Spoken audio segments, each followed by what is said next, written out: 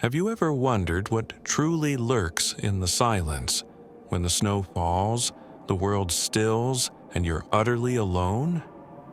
What if the creak you hear in your hallway isn't just the house settling? What if the eyes you feel watching you aren't just in your imagination? Tonight, I'll share 3 winter encounters that might make you question what's hiding behind the calm of a snowstorm. So, if you're alone right now, maybe wrap that blanket a little tighter. You're going to need it. Before we dive into these real horror stories, let me ask you something. Do you enjoy terrifying stories that feel a little too real? Stories that don't rely on monsters or ghosts, but instead focus on something far worse, people and silence? Then you're in the right place. I create immersive horror content that brings the chill of the unknown right into your room. So if you haven't yet, subscribe to the channel and join this growing community of brave souls. Because here, fear is shared, and that makes it just a little easier to survive. Story 1. The Shelter That Watched Me. I'm 58 years old now, and for the past 4 years, I've been living in a converted hunting shelter deep in the hills of Idaho. Not the picturesque kind you see on real estate websites, but the kind of structure you'd expect to find half-collapsed in a survivalist magazine. Thick logs, slanted roof, doors that swell shut in the winter, and a single chimney that sounds like it breathes when the wind gets inside. The walls are lined with old insulation, and the windows rattle even when it's calm. I moved out here not because I was seeking peace, but because I was escaping noise. Noise of the city, of expectations, of a life that had gone off course. I used to fix antique radios for a living at a small place downtown, but after my wife died and my business partner left, I packed what little I had and bought this shelter. It was cheap, remote, and more importantly, forgotten. The first winter was quiet, the snow was thick, the generator struggled, but nothing felt threatening.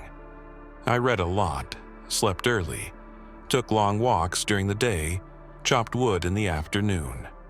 Occasionally, I'd tune into a crackling AM station out of Spokane just to hear a human voice. The silence was heavy, yes, but manageable. Then the second winter came and something changed. I started noticing boot prints around the shelter. At first, I thought they were mine. I even measured them. But they were slightly larger than my size and the pattern wasn't right.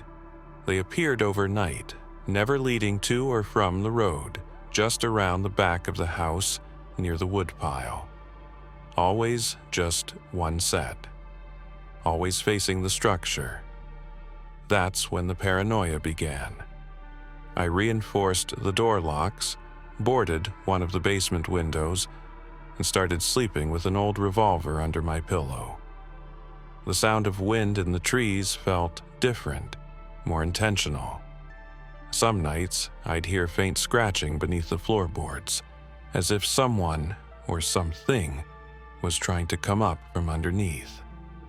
I'd sit up, flashlight in one hand, gun in the other, heart thudding in my ears, and wait. But nothing ever broke the surface. Just that feeling that something was aware of me. One night, it escalated. I woke around 3 a.m. to the sound of the generator stalling, then a loud thud against the side of the shelter. Not a small animal, not snow. It was like a shoulder slamming against wood. I grabbed the flashlight, heart racing, and peered through the front window. Nothing. Just the snow-covered yard and the woods beyond. But then I noticed the door to the generator shed was wide open. The lock had been snapped off. I slowly opened my front door, took 2 steps outside, and saw it. A figure just beyond the tree line, completely still. Watching, no light, no movement. Then it turned, fast, and disappeared into the forest without a sound. I reported it the next morning. The local deputy came up in a snowplow truck, listened, took notes, and offered me two things: stronger locks and a warning. "You're not the first to see something out here." He didn't elaborate. He left me with a new padlock and the kind of smile people give when they know something they won't say aloud. That night, I slept with the lights on for the first time since I moved in. But when I woke, I found something at my doorstep that nearly made me vomit. A dead hare, neatly placed, skinned with care. No blood, just bone and muscle. And in the snow beside it, footprints, this time smaller, barefoot. I moved out 2 weeks later. I didn't sell the place. I didn't tell anyone exactly why, but sometimes I check the weather report for that area. And every time the snow comes in early, I swear I feel it again. Like something is remembering me. Like the shelter is watching, still waiting. Story 2, Room 209. I work as a maintenance technician in a mountain lodge in Colorado, just past the Winter Pass. It's a 6-hour drive from the nearest real town, and once the snow hits, you're pretty much stuck there until spring. Most people wouldn't survive more than a week in that kind of isolation, but I've been doing it for 7 seasons now. I don't mind the silence. I prefer machines to people. Heaters hum, pipes hiss, doors creak, all sounds I understand. People, not so much. The lodge itself is old, built in the late 40s with a heavy timber frame and labyrinthine hallways. Guests say it has charm. I say it has problems. The heat is unreliable, the power flickers, and the upper floors groan when the wind howls at night. During the off-season, it's mostly empty. A few long-term guests, the manager, and me. I keep to myself, working in the boiler room, changing filters, checking sensors. One thing I've learned is that when something in the building feels off, it usually is. Room 209 became a problem in late January. The front desk said the room was supposed to be empty, no guests scheduled, no staff assigned. But the motion sensors kept triggering every night between 1 and 3 a.m. At first, I figured it was a glitch. I recalibrated the system, replaced the batteries. But the readings kept coming, soft footsteps pacing the floor, short bursts of heat near the door, like someone was standing just behind it. Always at the same time, always ending abruptly. Eventually, I went up to check it out myself. 3rd floor, west wing, farthest from the lobby. The air felt wrong even before I reached the room, not cold, thick, like something invisible was pressing against my chest. I unlocked the door. The room was dark, still, the kind of still that felt loaded. I turned on the light. Everything was in place. Bed made, furniture clean, no sign of rodents or leaks. But the mirror over the desk was fogged up. Strange, considering the room had no recent occupancy. I wiped it with my sleeve. At first, I saw nothing. Then I noticed the smudges. Handprints. One large, one smaller, like someone had leaned in and whispered to their own reflection. I told the manager. He laughed it off, said it was probably cleaning staff or condensation. But cleaning hadn't touched that room in weeks. I disabled the sensors and told myself to forget it. But the next night at 2:04 a.m., I was walking back from the boiler room when I passed by the 3rd floor hallway, and the light under the door of 209 was on. I stood there for a solid minute. No sound, no movement, just that light flickering like a candle. I opened the door again. There was no bulb in the ceiling fixture, just a bare socket. The lamp was unplugged. Still, the room glowed dimly with that same flickering hue. And the mirror. This time, it had 3 handprints. 2 on the surface, 1 on the inside. I stared at it, unblinking, as the room grew colder. I backed out, closed the door, and left it unlocked. The next morning, it was locked from the inside. We had a guest arrive the week after, an older man. Wanted a quiet place to work on a book. He asked specifically for room 209, said he'd been there before, but when I looked up his name in the system, there was no record. Not from that year, not from any year. We gave him another room. 2 nights later, he was gone. Left in the middle of the night. Left behind a single note on hotel stationery. She's still in the mirror. Don't let her out. Story 3. The Man Beneath the Ice. I grew up in a small town in Minnesota, and every winter since I can remember, the lake behind our neighborhood would freeze into a perfect mirror. As kids, we used to race across it, fall on our faces, carve initials into the surface with old keys.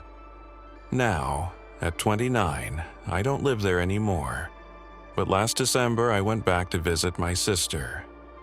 She still lives in our childhood home, and her husband had just deployed overseas. She was alone with her 2 daughters and asked if I'd stay through the holidays. I agreed. I wish I hadn't. The lake looked just as I remembered. Smooth, endless, beautiful, but colder somehow. That first night, after the girls were asleep, my sister and I stayed up late, drinking tea and reminiscing. Around midnight, I looked out the window toward the lake. The moon was bright, and the whole surface shone like silver. Then I saw it. A man standing alone on the ice, maybe 40 feet from shore. At first, I thought it was a shadow or reflection, but he wasn't moving, just standing, upright, still. I asked my sister if she saw him too. She went pale immediately. "Not again," she whispered. She closed the blinds, locked the door, and refused to talk about it. Later that night, I couldn't sleep. Curiosity got the better of me. I got dressed, grabbed a flashlight, and went outside. The snow crunched beneath my boots. The wind bit my face. When I reached the edge of the lake, he was gone. I walked cautiously onto the ice, shining my light across the surface. That's when I saw it. Not a man on the ice, a face underneath it. Pressed against the frozen surface, mouth open, eyes wide, staring straight up at me. I staggered back, nearly fell, then ran inside without looking back. I didn't say anything the next morning, but I saw the same footprint trail I had left, except now there were 2 sets. Mine and his. The days that followed were strange. One night, my niece said she saw the quiet man looking through the patio glass. My sister started sleeping with the lights on. I finally confronted her, demanded to know what was happening. She told me that 6 years ago, during another harsh winter, a man had drowned in that lake. He'd fallen through the ice late at night while walking home from a party. No one heard him scream. They didn't find his body until the thaw. The locals say sometimes when the ice is just thick enough to hold, he returns. Not to walk, not to speak, just to watch. To look for someone to join him. I didn't believe it until the final night. I was locking up the shed when I heard something move behind me. I turned, and there he was, standing in the snow, face pale, eyes black, dripping wet with no steam rising from his skin despite the cold. I froze.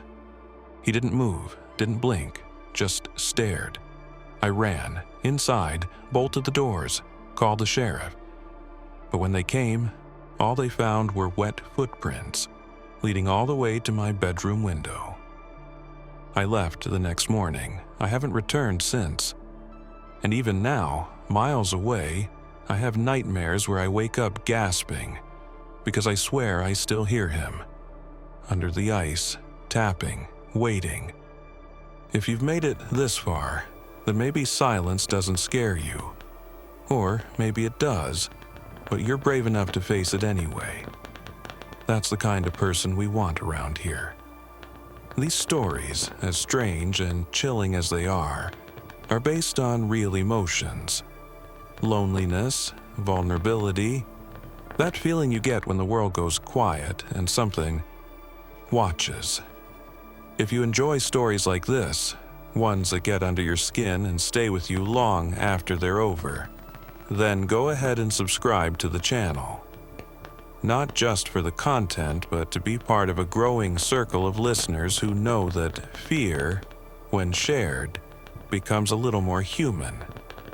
And if any of these stories reminded you of something you've experienced, or almost experienced, leave a comment below. Tell us what happened. Share your moment. You'd be surprised how many people have felt the same cold breath on the back of their neck.